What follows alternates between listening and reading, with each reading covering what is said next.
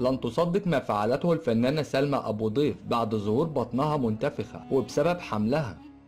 بعد ظهور حملها سلمى أبو ضيف تتوعد بمقاضاة المتنمرين. أعلنت الفنانة سلمى أبو ضيف عن قرارها بمقاضاة كل من تنمر على صورة حملها ووصفها بأوصاف لا تليق. وقالت الفنانة سلمى أبو ضيف في منشور لها عبر انستجرام إنها ليست مضطرة إلى إخفاء بطنها، ودي معالم حملها من أجل العمل أو من أجل أن تنال إعجاب الجمهور.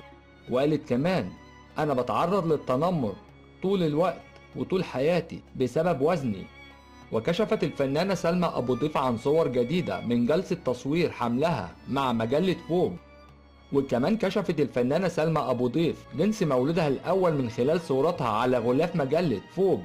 وكمان نشرت الفنانة سلمى أبو ضيف مقطع فيديو عبر حسابها الخاص على موقع التواصل الاجتماعي، حيث ظهرت مع زوجها وكانوا بيرقصوا تحت الأمطار. وتعيش حاليا سلمى أبو ضيف لحظات من الرومانسية مع زوجها إدريس عبد العزيز.